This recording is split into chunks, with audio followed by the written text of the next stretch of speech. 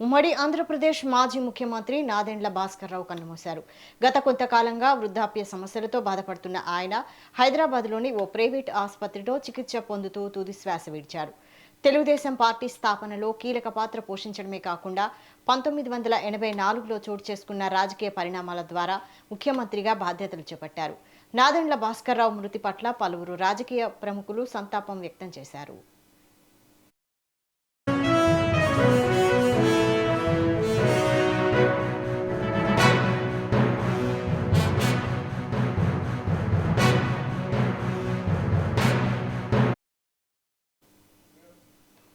ఉమ్మడి ఆంధ్రప్రదేశ్ మాజీ ముఖ్యమంత్రి నాదెండ్ల భాస్కర్రావు కన్నుమూశారు. గత కొంతకాలంగా వృద్ధాప్య సమస్యలతో బాధపడుతున్న ఆయన హైదరాబాద్లోని ఓ ప్రైవేటు ఆసుపత్రిలో చికిత్స పొందుతూ తుదిశ్వాస విడిచారు. తెలుగుదేశం పార్టీ స్థాపనలో కీలక పాత్ర పోషించడమే కాకుండా 1984లో చోటు చేసుకున్న రాజకీయ పరిణామాల ద్వారా ముఖ్యమంత్రిగా బాధ్యతలు చేపట్టారు. నాదెండ్ల భాస్కర్రావు మృతి పట్ల పలువురు రాజకీయ ప్రముఖులు సంతాపం వ్యక్తం చేస్తున్నారు.